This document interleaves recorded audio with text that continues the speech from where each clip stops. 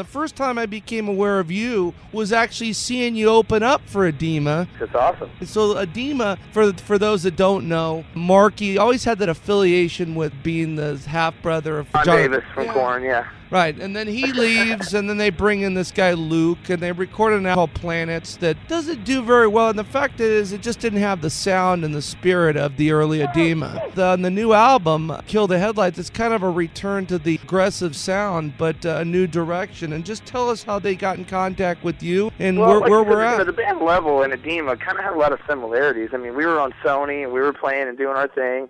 And I was friends with the guys from Adema. I was friends with Marky, friends with everybody. They called me one day, saying, they have no singer, and they have a whole tour booked through Alaska, like a crazy tour, like a kind of a small arena-type tour. They said, we'll hire you just to come and do the show so we can finish out the show so our fans aren't disappointed. And they sent some emails out and put some stuff out on the web. Is that, if the fans would be cool with that. A lot of them knew who I was from my other band. And they were like, let's just do it, So I actually went on a tour with them. Did the tour for a few weeks for Alaska and had a blast. And then told them, I don't even want any money. This is great. This is awesome. Let's just do a record together. Right. Oh, absolutely. And then that's where Kill the Headlights came together. Did they ever go into speculation as to why? I mean, I'm sure you don't mind, but why Luke took off? He was on tour and he just left. This band, I mean, you could write a book about Adema. I mean, within the last 5 years, it's very interesting to me. What happened with that? I'm sure you don't. I mean, I'd hate to speak for somebody else, because it's not my style, and even for Marky, I'm still friends with him to this day, but. Honestly, I mean, everybody in the band Adema, Dave, the meat and potatoes of Adema, Chris Coles, Dave Giroux, Tim Flecky, those are hardcore road dog guys, you know what I mean? Right. You can put it however you want, but they're really good friends, and they're very tough and hardcore, and that's the kind of band that can survive through the ice and snow, you know what I mean? Right. And I've been in a lot of bands, and I honestly can't say that they could have made it through the situations that we've made it through, even me with them. I mean, you got to have a really tough spine. That's why a lot of bands drop off the face of the earth. Some people can hang and some people can't, you know what I mean? Well, I mean, now what's the deal? Yeah, I see what you're saying. I mean, they definitely are road dogs. I mean, they're guys that have been doing it for a long time. And I mean, Jesus, Chris going back to Cradle of Thorns and all those. Yeah, Chris is hilarious. He's a tough guy, man. Yeah, I wouldn't want to fight Chris, man. The guy knows jiu-jitsu. And doesn't he still do that with one of the brothers? The Gracies, yeah. He studies with the Gracies, and he won a championship for his size and weight. It was a world championship or something. Good Lord. Back. And on the road, we wrestle every night, We have a few beers, and we decide we're going to take on Chris and see who can take him. He takes all 5 of us out every time.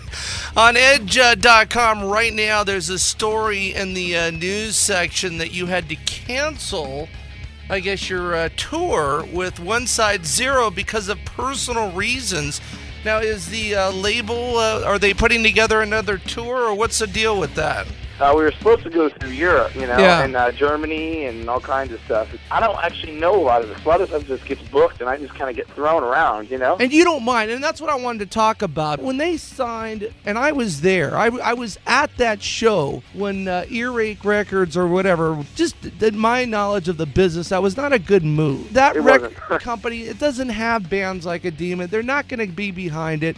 Getting back with something like Immortal must make you excited, the fact that you're on a label that it's a legendary label. I mean, it has a lot of great bands on it. What is it like now being in a band that's out there and a legitimate international act? I mean, what is that like? I mean, it's every musician's dream to be able to travel and make a living playing music, and more importantly, to write something in a little room and let the world actually hear it. That's what a lot of people don't get the opportunity. I mean, there's a lot of great bands out there that will never get that opportunity. And it's a climbing ladder, and it wasn't something that happened for me overnight. I've been in bands over and over and over and been signed several times, and bad things happen, and I just kept going without really knowing the end, So it feels great, man. I mean, what can I say? Me being a fan of Adema, and them calling me and saying, we know you can handle the job once you go on a tour through Alaska, and we know you can do it as our frontman, was kind of cool for me. Everybody needs a little booster every once in a while to make you feel better. I mean, come on. You said you were in signed bands before. What would have been the closest to your situation now? Rebel, we were signed. We had a distribution deal through Sony. Okay, that's right. The only other band that I've been in that was actually signed, I had jammed in bands with the bass player Mike Inez and Randy Castillo, who who are from Ozzy and Alice in Chains. Yes. I was always bouncing around in projects and always working on something. Were you involved in the writing process of this release, Kill the Headlights? Oh, the whole entire thing, yeah, big time.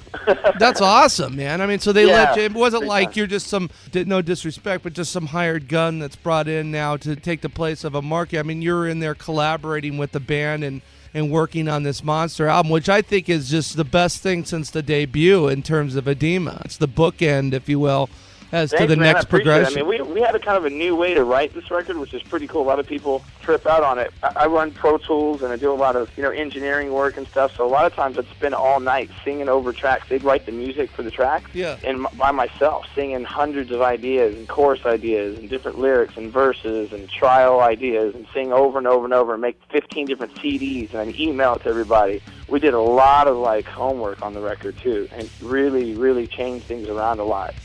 Bobby Reeves, if you're just tuning in, Bobby Reeves of Adema checking in with us. He is the newest, if you will, the newest singer of Adema. Does it bother you to still be considered the new guy by the fans in any way? I get that question a lot, and actually, I mean, I've been in the band for a couple of years now, but I mean, as far as a lot of people know, I am new, I guess, to them. And I just let the people decide. And at first, I was a little nervous of it. You're filling someone else's shoes, and you're trying to live up to a lot of things. I even insisted on playing a lot of the old songs on purpose. Yeah. Not just my stuff. And number one, I love them. I think they're great songs. The ones that Marky was on, I like the songs, and I wanted to prove that I could do them with no problem. And I did, So I got a lot of respect from the old fans. They were like, okay, man, he handles all the old stuff, and he's doing his own stuff, too, at the same time. So I kind of actually insisted on playing the old stuff. The way you like it and giving in, you do those live, right? Oh, yeah. We do all kinds of old stuff. A lot of stuff off the first record. We mix it up. We do about half and half. Like half new stuff, half old stuff on most of the shows. So what about cool. the Planets release? Do you do anything off that or no? No, I haven't. Not so far. I haven't. I'm not.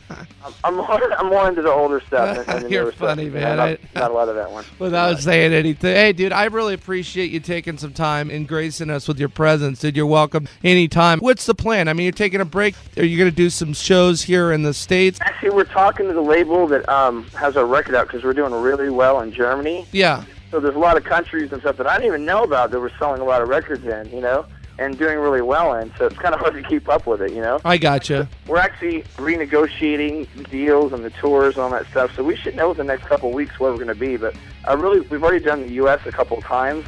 I'm ready to hit some other countries for a little while, then come back maybe in the summer. Are you a single dude, or are you married, or what's the deal? Actually, I'm at home right now with my girl, we're not married, but we have a 3-year-old son.